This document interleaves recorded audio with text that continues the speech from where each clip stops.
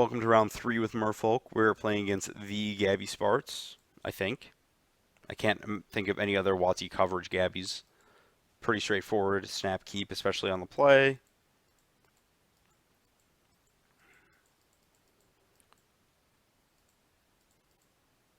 And again, this is a spot where if I drew Lord plus Curse Catcher off my Sparting Seas draw plus next draw, I could get punished. But I think there's a bigger chance I just like attack with the Mutavault next turn for some reason. And that points towards Bant Eldrazi, just the Windswept Heath specifically. I guess she could also be playing Bant Nightfall / Bat Company. And here I just deploy my Reejerey and attack. And there's a Path to Exile waiting. Can't do anything about that with the Curse Catcher, so I just get my land and move on with my life. Definitely confirm Bant Eldrazi off the Yav Coast. And so, obviously going to lead on the Silvergill Adept just to see what happens. And here, I can either cast the other Adept, guarantee I have the Merfolk for it, and draw a card. But because Gabby is representing Thought-Knot Seer next turn, I wanted to slam Master the Pearl Trident. And get in, ensure I have the Island Walker on the battlefield for that. Ensure I have my Lord established. Obviously, she does have Thought-Knot Seer. I play my extra Lord off the top for, millions and millions of power. Get my attack in. Don't really care about Spreading Seas. I'm not actually going to...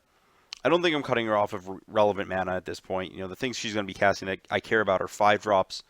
I guess I don't even care about Reality Smasher, but that kind of stuff. I don't care about cutting her off of white mana, I think. I think I'd rather just get in the bonus 4 damage. And that forward is a result of right-click attack with all being my favorite thing. I prefer much more to undo attackers as opposed to, proactively doing them. She has an engineered explosives for 2, but you may notice that kills these two, and then I have a 2/2, a 2/2, and a 3/3, and then if I just attack with everything, Gabby loses the game, which is exactly what happens here. Hello and welcome to Game 2 of Merfolk against Bant Eldrazi. You may notice I skipped sideboarding, and that's because I just didn't. You could choose successive sideboarding was like a Seize Claim and like a Tidebinder, and I just said YOLO Jam. I didn't want to take out cards that... All my mandate cards are like equally as good as the cards that were suggested to bring in, so I'm just off it. So I thought this hand was going to be trash, and then I redid the math. I'm 23 outs on the first draw. I can hit Aether Vial, and then 19, any land really on the second. So I thought they were bad odds. They did the math and came out to 65%. I thought that was good enough for me to keep. Generally, my line is about 2/3 of the hand being. This hand looks really good too because it has the interactive spell and all the lords, and the masters to go over the top. So I was pretty happy with it. So I fire Dismember because all I need is time in the case that I brick. But I do brick, and I'm not going to. I brick again. It's possible I shouldn't have discarded the Spreading Seas in case I get into like a low land count battle here. But it really doesn't matter because Gabby just play some cards with power and toughness, and then I'm immediately out of the game. In theory, I can keep playing, but it involves getting to a point where I'm just chump blocking with everything every turn. Also because of Displacer, it does not end well for me. So I go to 6 on this attack, and then she gets to deploy what it's not good. I was off it. We're done. I guess I can play this. She has literal nothing. She flickers this. I'm forced to block the Displacer. Play another Lord. I guess in theory, if she has literal nothing, I could have drawn out of it. I was scooping a little preemptively, I think, with this deck. It's probably... Yeah. I may be assuming...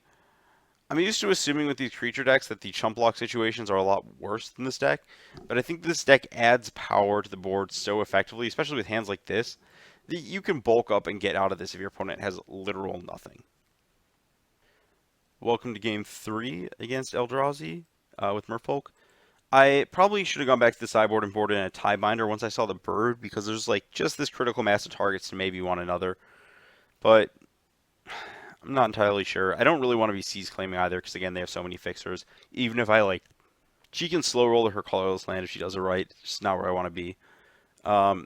Yeah, this hand is not good. This hand is good.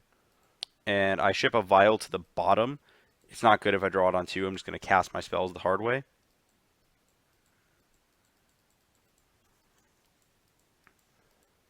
And, you know, I opt not to trade here because I don't want to trade a Lord for a generic 3/3.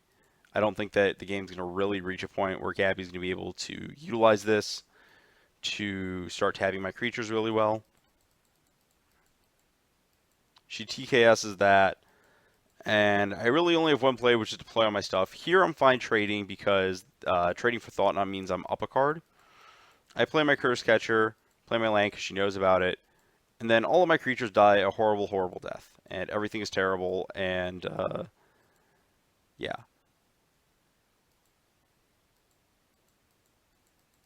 I attack because I can. I'm not gonna. I guess I could double block. Nope, can't double block because of how Displacer works. And Gabby just stirrings and casts a Smasher, and the game is beyond over. Um, Losing to Engineered Explosives is not something I like about this deck. Your deck is pretty clustered at 2 mana. Just losing to Sweepers in general is not making me happy. So I think there was over the course of this 2 games I could have 2 or 3 games I had a little bit. There was a slightly preemptive scoop one of the games where I could have played a little longer. I think 2 others. We'll talk about it in the wrap up a little more. But yeah, I when your opponent's playing like 4/4s for 4, and you have to like Tron up to get to that point, and they actually have removal, I don't really like my position that well. Especially when they can break out. Like, the Spreading Seas aren't attacking their mana, it's reasonably redundant.